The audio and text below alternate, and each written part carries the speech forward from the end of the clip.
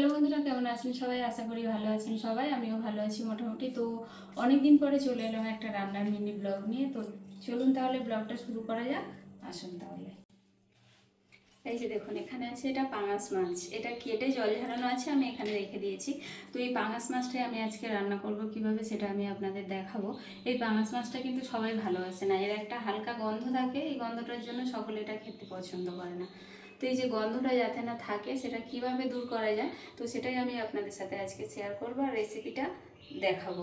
তাহলে দেখুন, প্রথমে আমি মাছগুলো ভালো করে ম্যারিনেট করে নেব, যাতে গন্ধটা না থাকে। মাছগুলো আগে নিয়ে নেবো। এগুলো আমি আগে থেকে ধুয়ে ভালো করে জল ঝরিয়েই রেখেছি।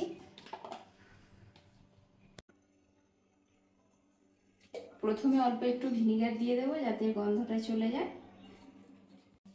তারপরে দিয়ে দেবো অল্প একটু লবণ, এটা স্বাদ মতো। আর এখানে আমি ভিনিগার দিয়েছি, আপনারা যদি মনে করেন লেবুর রসও এখানে দিতে পারেন। আমার কাছে লেবুর রসটা ছিল না, তাই ভিনিগার দিলাম।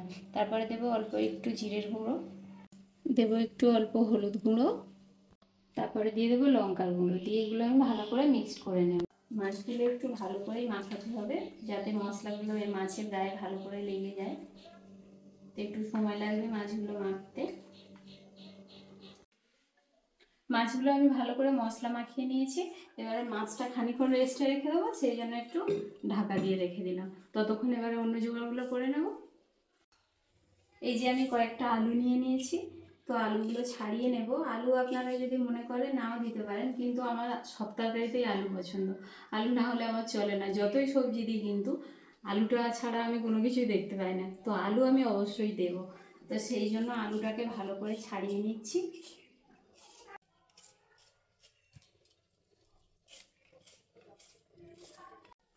আলুগুলো ছাড়িয়ে নিয়েছি, এবারে চৌকো চৌকো করে কেটে নেব। এই মাংসের আলুই যেমন দেয়া হয় সেরকমই সাইজ করেছি। এই যে বড় বড় দিলেই তবে ভালো লাগবে। আলুগুলো চৌকো চৌকো করে কেটে নিয়েছি। এবারে একটু প্রেসার কুকারে একটা সিটি দিয়ে নেব। যে হালকা সিদ্ধ করে নেব, নিলে তেলে ভাজলে না তরকারি টেস্টটা আরও বেশি আসবে। সেই জন্য এই যে প্রেসার কুকারে দিয়ে দেবো।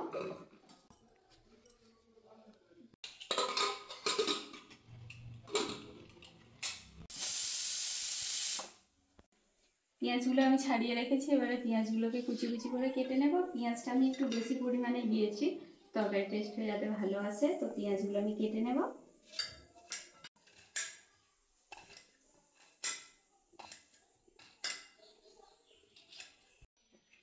পেঁয়াজগুলো কাটা হয়ে গেছে, আর এখানে আদা রসুনটাও আমি ছাড়িয়ে নিয়েছি। মশলাগুলো এবারে বেটে নেব। রসুন, আদা, কয়েকটা শুকনো লঙ্কা এর সাথে দিয়ে দেব, আর অল্প একটু পেঁয়াজ দেব। এবারে ম্যারিনেট করা মাছগুলো ভেজে নেব। কড়াতে তেল দিয়ে দিয়েছি, গরম হয়ে গেছে। এবারে মাছগুলো ছেড়ে দেব।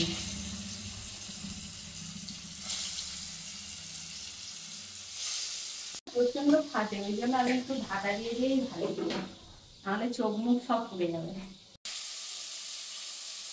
ভাজতে একটু টাইম যাবে, লাল লাল করেই ভাজতে হবে। এই যে মাছগুলো লাল লাল করে ভেজে ফেলেছি। এই যে মাছ ভাজার তেলটা আছে, এই তেলে আমি সিদ্ধ করা আলুগুলো ভালো করে ভেজে নেব লাল লাল করে।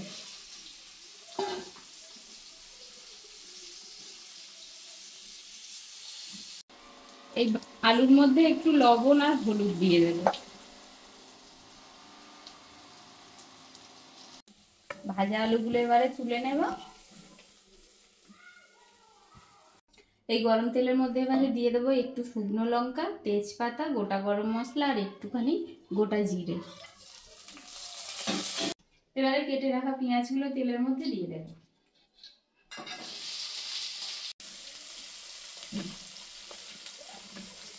পেঁয়াজটা মোটামুটি লাল লাল করে ভাজা হয়েছে। এবারে সব মশলা একে একে দিয়ে দেবো। প্রথমে দেবো একটু লবণ, তারপরে দেবো হলুদ গুঁড়ো, এবারে দেবো কাশ্মীরি লঙ্কার গুঁড়ো। এই লঙ্কাটা একটু বেশি দেবো, কালারটা যাতে ভালো আসে।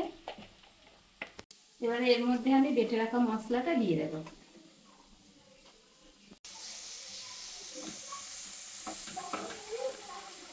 মশলাটা বেশ কষানো হয়ে গেছে, কত সুন্দর চারিদিক থেকে তেল ছেড়ে দিয়েছে। এবার এর মধ্যে দিয়ে দেবো ধনের গুঁড়ো আর দেবো ঝালের জন্য লঙ্কা গুঁড়ো, দিয়ে ভালো করে মশলাটা আবারও বেশ কষিয়ে নেব।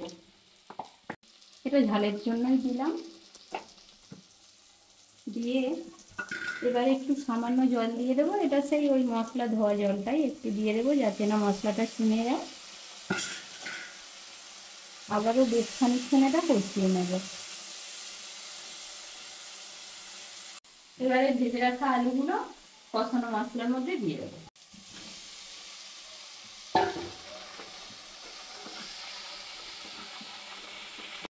আলুটাও মশলার সাথে ভালো করে কষানো হয়ে গেছে।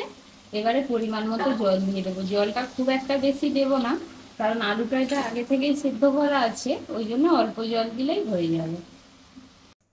ভেজে রাখা মাছগুলো এবারে ঝোলের মধ্যে দিয়ে দেবো।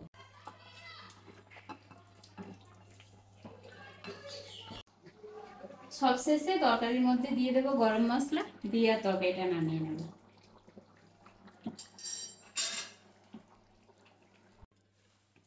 তো রান্নাটা কমপ্লিট হয়ে গেছে, দেখুন কালারটা কত সুন্দর এসছে।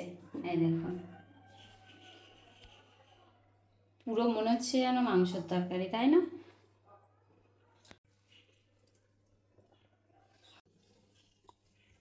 বাবা কি গরম!